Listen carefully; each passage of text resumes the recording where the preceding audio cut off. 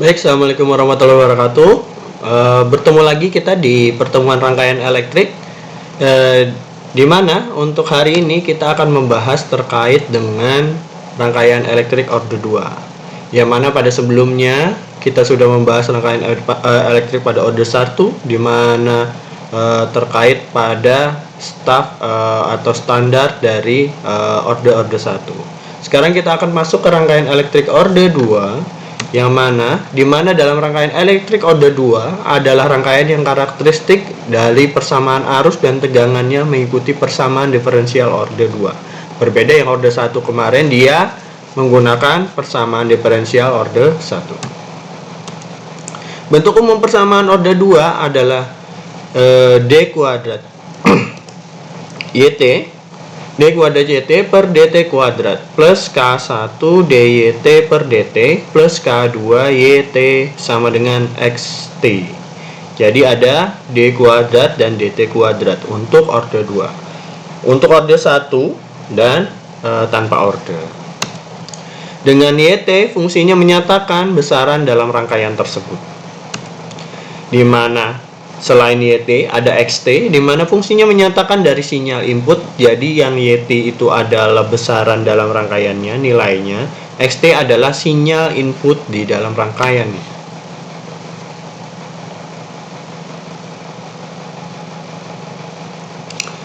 Di dalam persamaan order 2 dengan bentuk yang ini tadi merupakan persamaan non homogen, di mana bentuk persamaan homogennya adalah D kuadrat YT per DT kuadrat, di mana bedanya hanya adalah XT dan 0. Ini homogennya.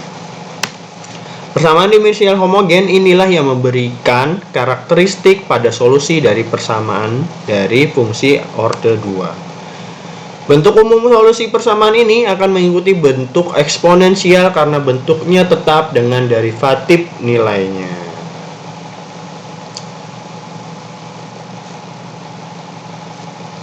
Misalkan solusi persamaan diferensialnya adalah YT sama dengan A dikali epsilon ST, pangkat ST, maka persamaan diferensialnya adalah YT-nya dikonversi menjadi A dikali epsilon pangkat ST. A epsilon pangkat ST, A epsilon pangkat ST, dengan homogennya adalah nilai 0. Jadi nanti kalau dikonversi atau diturunkan diferensialnya akan menjadi S kuadrat SK1 sama K2. D kuadrat per DT kuadrat menjadi S kuadrat. K1 nanti DA kali E pangkat ST per DT itu jadi K1 S K1, dan K2 nya ini nanti menjadi nilai koefisien awal dari D per DT nya menjadi S, dan nanti AE nya dikeluarkan dalam satu output di luar perkalian. Nanti kalau disederhanakan lagi menjadi tadi S kuadrat K1S plus K2 untuk persamaan diferensial homogennya. Untuk mencari nilai S nya S1 dan S2 maka nanti sama mirip dengan rumus ABC, tapi ini rumus K. Jadi ada K1 di mana kurang lebih dari K1 kuadrat dikurangi dengan 4 dikali K2 bagi 2.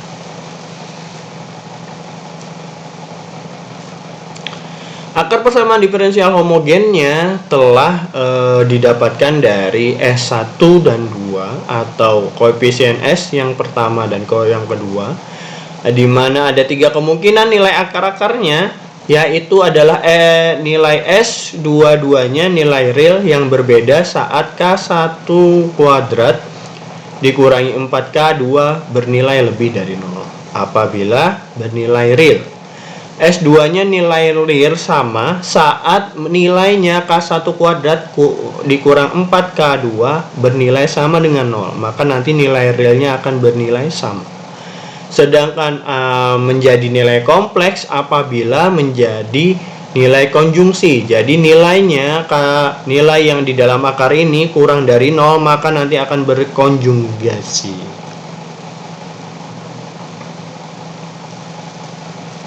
Saat dua nilai real berbeda S1 dan S2, solusi umumnya disebut dengan overdamped.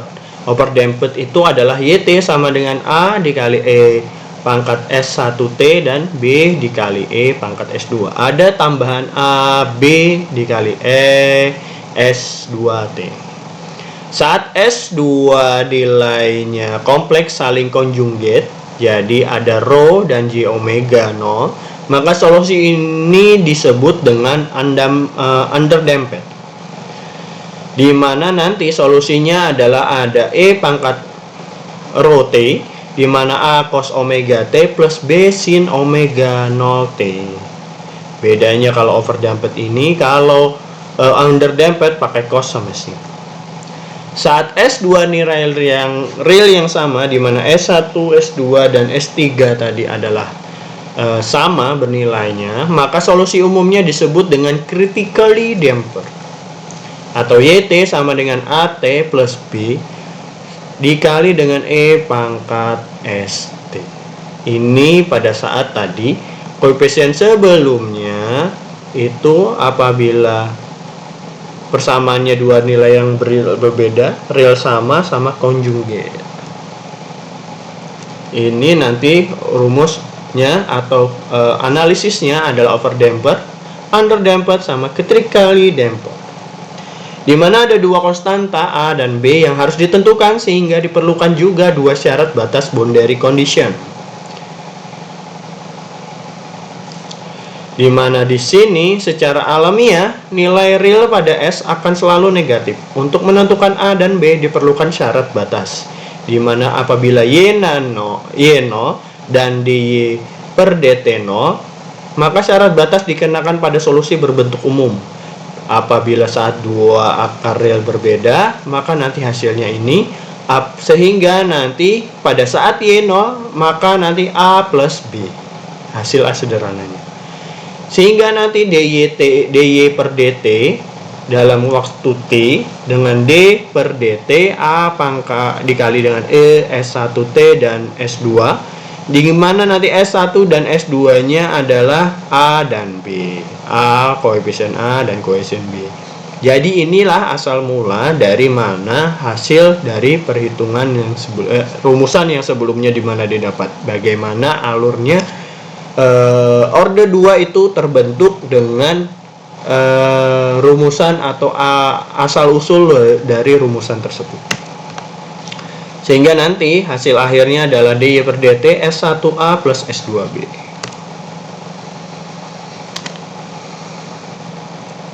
Saat dua akar real sama, maka nanti rumus awalnya ini, terus apabila YT-nya, T-nya dari nilai 0, maka nilainya adalah A dikali T ini jadi 0, E pangkat ST jadi 0, maka nilainya hanya sisa B. dy per dt dengan D per dt, rumus dasarnya dulu, masukkan di dalam tadi rumus dari T-nya atau Y-nya sama dengan 0, maka nanti dy 0, 1 plus S A plus B. Ini untuk dua akar real yang sama. Sedangkan dua akar kompleks nanti pada E rho T, A cos dan B sin, sehingga apabila Y sama dengan 0, maka nanti sisanya adalah A. Di mana fungsinya dt per dt, di mana d per dt terus A cos B sin dijabarkan A plus B omega cos omega T dan B plus A omega sin omega T. Sehingga nanti hasil akhirnya adalah A plus B omega 0. Jadi di situ tadi alur bagaimana istilahnya rangkaian orde 2 itu terbentuk dengan rumus klasifikasi, dengan rumus alur yang istilahnya asal usul dari rumusan tersebut, bagaimana para peneliti atau para ilmuwan atau para istilahnya penemu yang mempelajari atau yang meriset tentang tadi orde 2 itu asal mula dari rumusannya. Kita bisa masuk ke dalam contoh kasus, misalnya log I1 sama dengan 2DI1 per DT plus ini di log 1 nya ini dari hasil gambar ini. Jadi contoh kasusnya gambar ini, ada sumber VG, ada resistor 8 ohm, lilitan 2 Henry, terus bercabangnya di lilitan 1 Henry dan di resistor 4 ohm. Di I1, di loop 1 itu ada 2 DI per DT. Terus ada 12I. Ada min 4I kuadrat sama dengan VG. Terus untuk di loop 2 itu ada min 4I1, min 4I1, 4I2, min 4I1, 4I2 DI per DT. Untuk I1 dan I2-nya adalah 1/4 DI per DT. Sedangkan ini untuk yang 2 ini 2I per DT, terus 8 tambah 4 jadi 12I, terus min 4 ini adalah dikurangi dari loop I2 karena dia memecah ke sini. Sama tadi, karena dia di loop 2 itu yang dicari loop 2 harus positif, maka I2-nya adalah positif. Makanya di sini karena memecah ke sini harus min 4 I1-nya. Karena hukum Ohm di sini.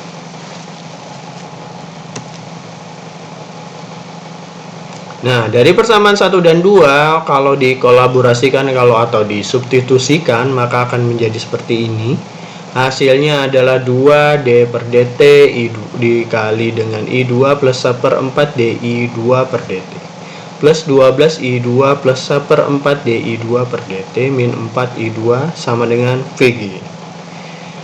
Terus dijabarkan, disederhanakan dari perumusan kalian di dalam kurung dan lain-lain. Hasilnya nanti adalah setengah D kuadrat I kuadrat per DT kuadrat plus 5 DI kuadrat DI2 per DT plus 8 I2 VG.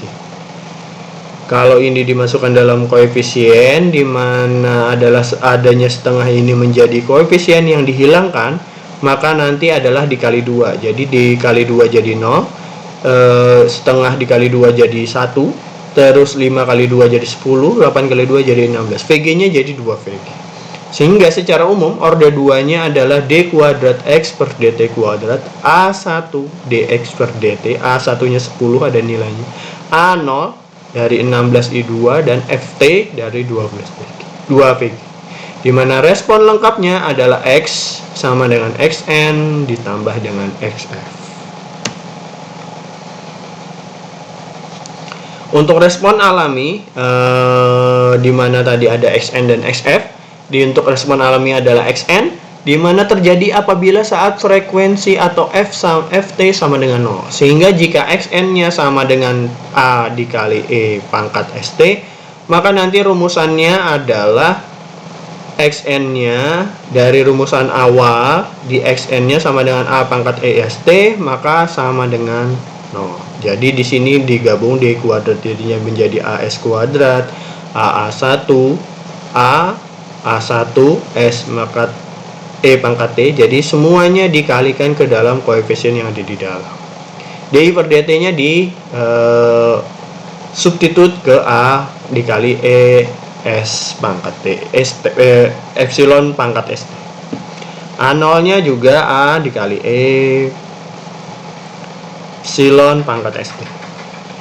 Nanti disatukan yang ada AST-nya dikeluarkan menjadi sisa S kuadrat A1S dan A0 sama dengan 0. Atau kalau dibagi dengan istilahnya A pangkat EST, sisa S kuadrat plus A1S plus A0. Nanti baru bisa didapatkan S1 dan S2-nya min A1 dari rumusan sebelumnya 4 sama 2. Hasilnya adalah XN1 adalah A1E pangkat S1T dan XN2 A2E pangkat S2T. Untuk SN-nya adalah XN min N. Kalau untuk mendapatkan nilai XN, jadi XN1 ditambah dengan SN2. Jadi hasil ini ditambahi hasil ini akan menjadi nilai XN atau A1E pangkat S1T ditambah A2E pangkat S2T.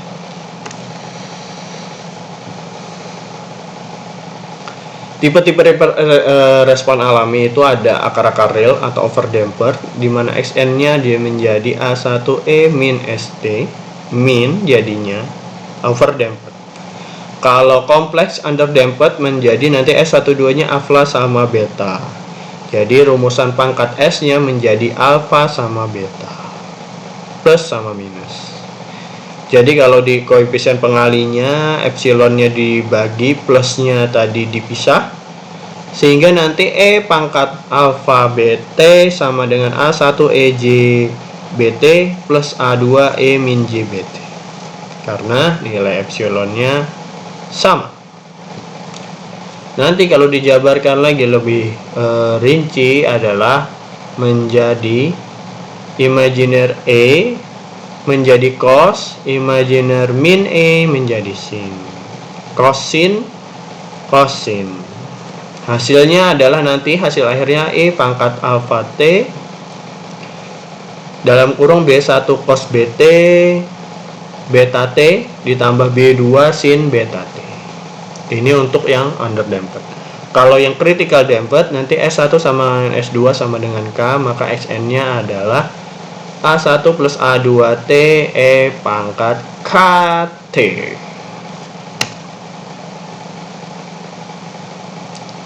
Untuk tabel respon paksa, apabila fungsinya adalah K, maka akan XF-nya menjadi nilai A. Untuk fungsinya adalah T, maka AT plus B. Untuk fungsinya T kuadrat, maka A dikali T kuadrat plus BT plus C. Untuk fungsinya adalah E pangkat AT, maka A dikali EAT.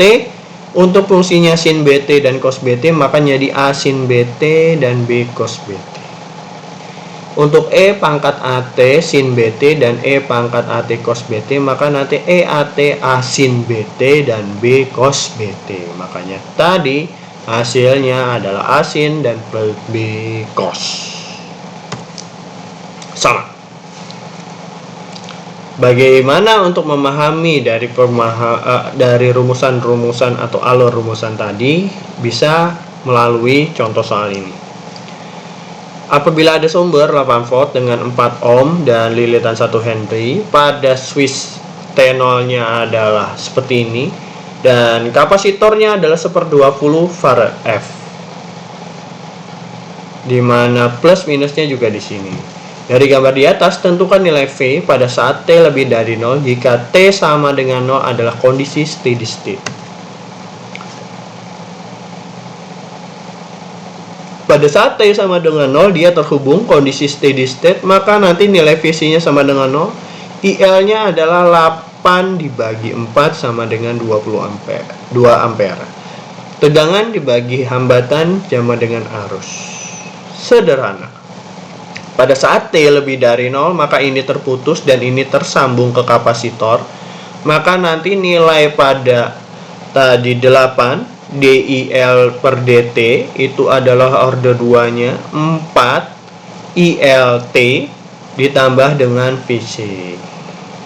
DIL per DT-nya adalah Henry. Jadi 4 IL 4 dikali IL dia plus VC. Nilai VC-nya di mana nilai IL koefisien T adalah C dVc per dVc dalam koefisien T per dt. Ini adalah yang kapasitor. Nanti IL-nya dikonversi dalam C dVt, maka nanti hasilnya adalah ini dari yang awal tadi, IL-nya masuk C dVc per dt, 4 dVc per dt VC. Disubstitusikan, di mana nantinya koefisiennya harus sama, maka nanti hasilnya adalah 160 d kuadrat VC per dt dikali dengan ditambah dengan 4 dVc per dt plus 20 VC. Untuk respon alaminya Vn sama dengan A dikali I pangkat St, di mana d kuadrat per dt kuadrat dalam bentuk Vn dan Vnt. Ini S kuadrat, ini S1, jadi 4S1 dan 20 sama dengan 0. Jadi kalau disederhanakan tadi S kuadrat, 4S 20 sama dengan 0. AE-nya adalah karena dalam bentuk Vn. Semuanya Vn, semuanya Vn, semuanya Vn dimasukkan di dalam dikeluarkan, sehingga nanti sisanya S2 kuadrat 4S plus 20. Kalau disederhanakan, S1 dan S2 nya adalah S plus 2 kuadrat plus 16 sama dengan 0. Jadi S1 nya adalah min 2 plus J imajiner 4 dan min 2 min J imajiner 4. S nya sama.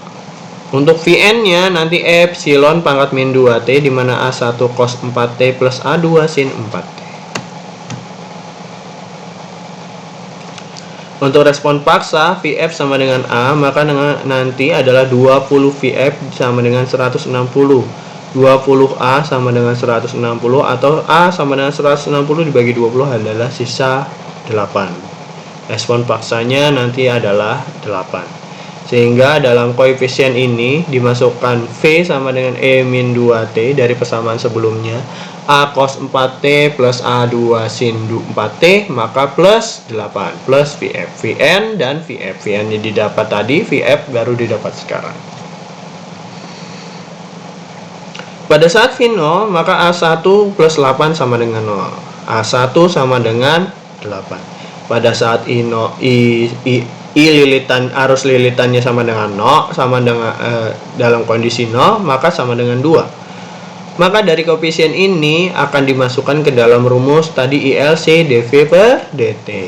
Jadi ada 1 per 20 dVt per dt, rumusan sebelumnya, di mana IL-nya adalah 1 per 20, 2 epsilon dari A cos 4, A2 sin 4, E kuadrat, min 4A sin 4T, plus 4A cos 4. Hasil akhirnya adalah min 2A1 plus 4A2 sama dengan 40, di mana A1 nya min 8, maka nanti min 2 tambah kali min 8 adalah 16, 4A2 40, atau A2 nya adalah 24 bagi 4 adalah 6.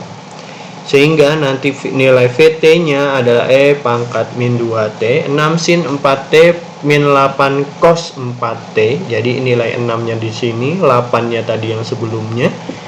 Hasilnya adalah seperti ini.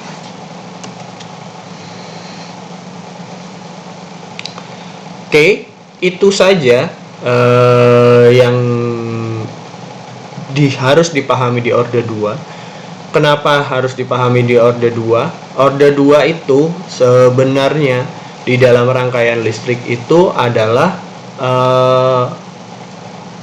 pada saat rangkaian itu tidak gelombang sinus murni, pada saat di sini rangkaian ini tidak gelombang sinus murni, maka nanti ada istilahnya resonansi, ada fluktuasi skala kecil.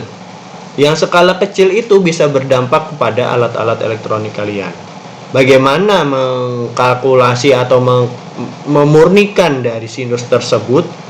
Jadi dari gelombang sinus, dari gelombang yang acak tadi, karena ada harmonisa dan lain-lain, maka nanti akan dikonversi atau dikalikan. Nanti hasilnya adalah dalam bentuk gelombang seperti ini. Nanti dalam bentuk gelombang seperti ini baru difilter. Habis difilter itu tadi, kenapa tadi kalian belajar ada rangkaian resistor, lilitan sama kapasitor, itu adalah 3 komponen inti untuk memfilter entah high pass. High pass itu adalah filter pada gelombang yang di atas. Kalau low pass adalah filter pada gelombang yang di bawah. Maksudnya di bawah gelombang, di atas gelombang murni sama di bawah gelombang murni. Sehingga nanti dari filter tersebut akan menghasilkan makanya biasanya para peneliti dia men-setting filter RLC-nya, entah itu di-tuning pakai PID, pakai fuzzy atau AI lainnya, untuk mendapatkan base nilai R, L, sama C untuk bisa memfilter, mengkonversi atau meredam dari hasil sinus ini menjadi gelombang sinus murni. Sebenarnya intinya dari situ. Oke, kalau tidak ada ditanyakan lagi, Bapak mau penjelasan, semoga ini cukup, semoga ini menjadi gambaran buat kedepannya. Dan untuk berikutnya nanti akan akan diberitahu ke depannya terkait dengan perkuliahan selanjutnya. Jadi, terima kasih banyak atas waktu dan kesempatannya. Assalamualaikum warahmatullahi wabarakatuh.